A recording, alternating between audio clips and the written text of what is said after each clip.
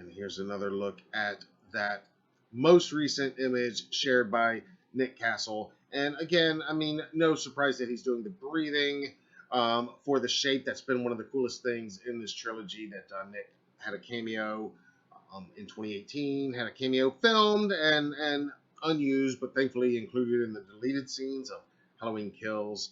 And we know now has filmed a cameo for Halloween Ends, but we know from Nick himself, and now just recently from recent comments from Mr. James Jude Courtney himself, that that cameo is not as the shape this time in Halloween Ends. Nick is playing another character, and he has even led us to believe, slight spoiler alert here, but he's led us to believe in previous comments that he might even be unmasked in this cameo appearance this time. And we've speculated here on Michael Myers Monday Live before.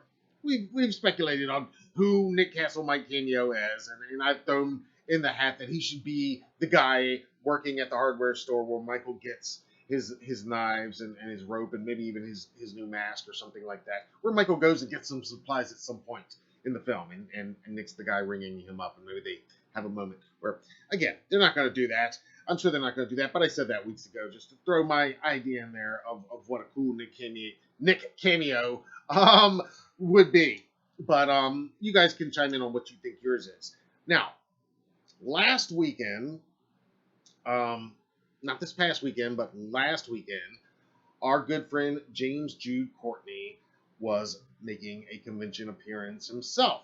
And at that convention, he participated in a Q&A event, and of course the subject of Halloween Ends came up. And James gave some pretty interesting answers to a couple questions. Again, nothing too spoilery, but in all fairness, spoiler alert, if you don't want to know anything, we are going to talk about something that James says that may or may not be about what a scene that may or may not be a very, very pivotal scene in Halloween Ends. So if you don't want to hear that, fair warning. Again, I'm never going to spoil specific plot points or anything like that. I don't want to know that stuff myself. But we are going to talk about this because much of this Q&A was thankfully uploaded to good old YouTube. And because of that, we were able to watch the majority of the Q&A. And I want to give a shout out to one of our viewers, Keith, out there. He actually brought this to my attention in the comment section of our previous live stream. And he's a regular viewer, doesn't always watch live, sometimes on the replay, but always very active, and I'm a huge fan of the franchise. So shout out to you, man, for letting me know that this Q&A was in fact online.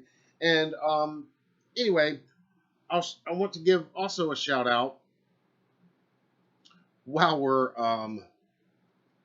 shouting out to the channel. You can see here the name of the channel is Madness 9091, and this is James Jude Courtney at the OKC HorrorCon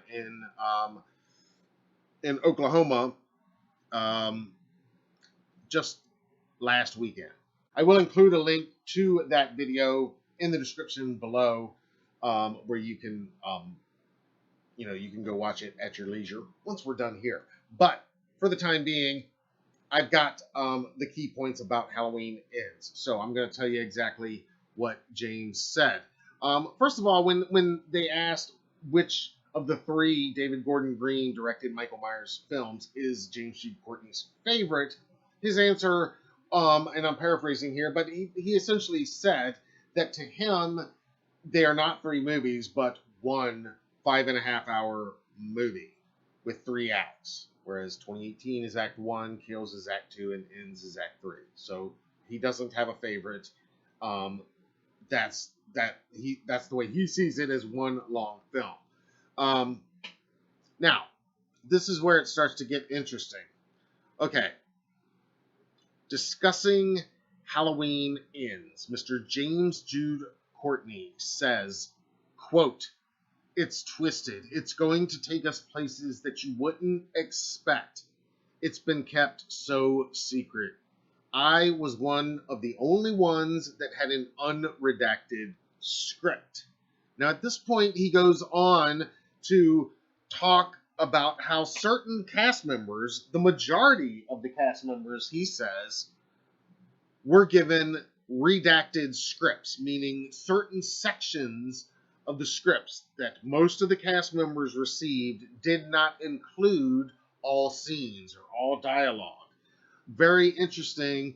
And again, I think, very smart. We've talked before here how the marketing has been better, at least from what we were assuming is going on here, with possible even misdirections in that teaser trailer, with very little marketing at all the secrecy. Christopher Nelson said on The Thing with Two Heads that it was very a conscious thing for everybody involved in the film to keep things regarding the plot of this movie and spoilers to a minimum, if at all possible, as much as they could control it, because so much from HK was leaked prior to the film being released. So I honestly think this is a great bit of info to hear, that James was one of the only cast members to receive an unredacted script. Okay. Continuing, speaking about Halloween Ends, James Jude Courtney adds, quote, "It's going to go some places that are, I think, really powerful. The work between Jamie and I, for both of us, is some of the most important and beautiful things we've ever done in our careers. And not just me, Jamie as well. Everything we did as filmmakers, we did for the fans. Because if you don't honor your fans, then what are you doing? Why are you even there? Everybody that worked on these 3 films has a Halloween story. I'm talking about grips, catering, actors, stuntmen. Everybody had a passion for this film because we all love the franchise. So I'm quite certain you guys will like it." End quote. James Jude Courtney talking about this work that he did with Jamie Lee Curtis, and he says a little bit more about that a few minutes later, because again, it's pretty much what every other question tried to get to, was more Halloween Ends news. So later in that same Q&A, James Jude Courtney is asked about his favorite scene to film among all 3 of these Halloween movies. And he answers, quote, "It's in Ends, and I think when you see it, you'll know exactly what I'm talking about.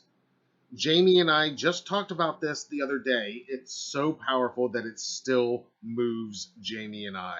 It's so powerful that we'll just leave it there, it's hands down my favorite, and I have lots and lots of favorite moments from 2018 and Kills, so I hope I can impress on you that I'm saying something here."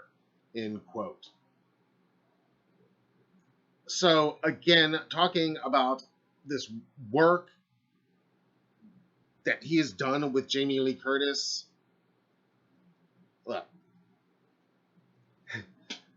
this does not sound like your typical Laurie versus Michael fight scene that he is describing here. And if it is, then it is clearly unlike any other Laurie versus Michael fight scene that we've seen before.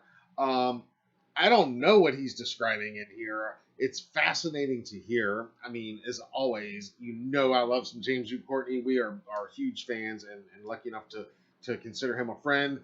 But, to hear his pride in this work, and to hear that Jamie is so proud of this work as well, it really raises my eyebrows, and I'm just like, wow, what do we have in store here?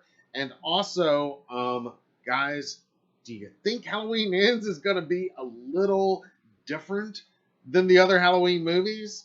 A little different than Kills, a little different than 2018, a little different than maybe every other Halloween movie. I think it's going to be a little bit different. You know, you guys know I'm a huge fan of Season of the Witch, Halloween 3. And it's pretty much unanimously understood today in 2022, 40 years later after that movie, where it was hated for decades and now has been reappraised and has been embraced very much in the last decade specifically. I think everybody agrees that the biggest problem with the release of that film and its reception in 1982 is that fans of Halloween 2, just that previous October, and of 78, which was already becoming kind of a cult classic at that time, and of course now it's just a bona fide, legit, regular old classic. But they didn't prepare the Michael Myers fans that, hey, this is from those same people, but it's not going to have Michael Myers. It's going to be something a little bit different. It's still going to be a Halloween movie, but it's not going to be the shape. It's not going to be... There was no internet then, and the marketing that they did put out, if anything, it was kind of misleading. You know, some of the, the tagline was "The night no one comes home." Still kind of playing on that, "The night he comes home," and more of "The night he comes home," that type of stuff. So, I feel like, is this Halloween Ends going to be something as radical as Halloween 3 Season of the Witch? Absolutely not. I don't think so. I don't think it's going to be that radical. Radically different, I mean. But are the producers and the talent here and the creative forces behind this movie, and most importantly, the marketing at Universal, are they going to use these great pains to prepare us all that this is going to be a little bit different, so they don't relive the mistake of H3 40 years ago? That's kind of the impression I'm getting, just a little bit. Now, again, I love hearing James talking about working with Jamie and how their work is so moving. I've got some ideas about what that could mean, but I want to hear what you guys think that means, because there's a lot to chew on there. And there's one more little bit that that James does say, and again, my friend Keith, who brought this to our attention initially, one of our regular Triple M viewers, he took this next comment to mean one thing, and I don't know if I take it quite as far as he takes it, but anyway, let me just read you this other comment on working with Nick Castle. James goes over, they're working together during Nick's cameo in 2018, and Nick's cameo that was shot but ultimately not used in the film in Kills. And James says, quote, "I will tell you that in Halloween Ends, he doesn't play anything to do with the shape, but does do a cameo playing another role, which is kind of fun." Now, you're saying, I know, we all know that. Right, Nick has said that his cameo was not as the shape in this movie. James has confirmed that now. Now, again, some will read that when he says, literally, he doesn't play anything to do with the shape after, acknowledging the breathing in the first two movies. And again, we just saw that photo of Nick recording the breathing. So, make of that what you will. I don't think, personally, he was talking about the breathing when he said he doesn't play anything to do with the shape. Personally, I think he meant Nick did not film any scenes on camera as the shape for Halloween Ends. He did film a cameo. It is in a different role other than the shape, which I think is awesome and going to be great, whatever it is. I can't wait to see. That's my read of that quote. You guys tell me your read of it. And of all of these quotes, what do you make of it? Let me hear you down in the comments below.